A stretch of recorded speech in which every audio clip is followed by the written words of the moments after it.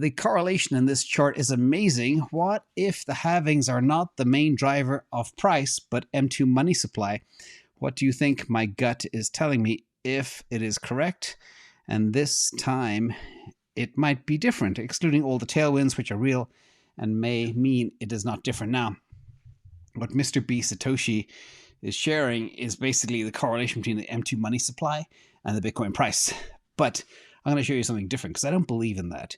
I believe in global liquidity. This is not driven by the US, but I'll actually countermand my point in a second too. But I want to share this chart here from our friend, the Rational Root. And I think about this all the time.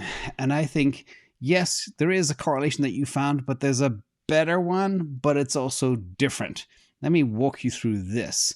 So the blue part at the bottom is global liquidity. Remember, US only makes up 4% of the world's population, and there's a lot more Bitcoin and crypto activity happening outside of the US. It's not an American story. That's why when everybody is panicking about the SEC this summer, is like, who cares? Whatever they want to do, it's not going to kill crypto. It's relevant. So move on. Sometimes people overreact to FUD. We'll talk a bit about that as well a little bit later today. Now, if you look at this, you got the blue liquidity at the bottom, and then you get the peak Bitcoin price at the top with arrows, and the halving cycles with the vertical lines. So you can see halving 1, we had peak Bitcoin happen literally about 6 months before peak liquidity. Therefore, maybe they're not correlated. It happens later. But hold on. Halving number 2, same thing happened. Peak Bitcoin price happened way before peak liquidity. All right. Then the last cycle, which was full of scammers and thieves and fraud and all sorts of crap. We don't need to redig that up again. But here you see double peaks. We had April, and then we had April and November. 67K and 69K. Boom, boom. And they happened way before, again, double peaks of liquidity. So what's interesting about this is maybe, and there's a lot of people have this theory that Bitcoin can sniff things out and it reacts to things before things actually happen. This decade plus of history shows exactly that. So don't sweat too much about US M2 money supply. But global liquidity is a key factor, but Bitcoin moves before global liquidity peaks. And you've heard this here first, folks.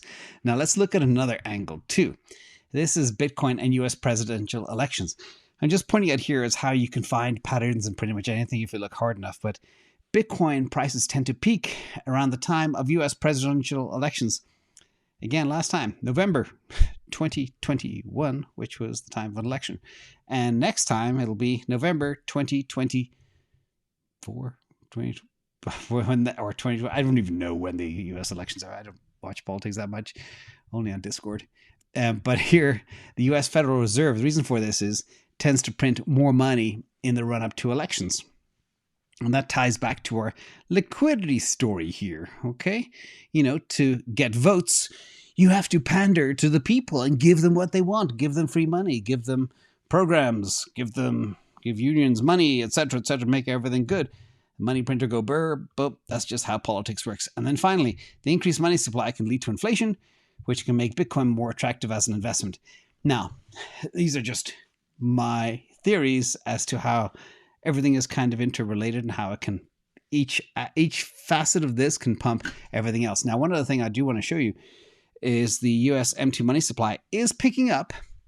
So if that is the case, how come Bitcoin hasn't reacted? We'll see. So over the last 90 days, the US money supply has gone up 1.05%, which is not big, but that's many, many, many billions of dollars. And we all know as well that has to continue going up. Now, let me explain why I believe Fed net liquidity is about to pop. Shout out to Raoul Pal. This is his GMI chart. There's a couple of things happening here. And this is Fed net liquidity in billions of dollars. And you can see it's breaking out. Now, it's because of a couple of things. One is open market operations. The Fed has to increase liquidity through open market operations.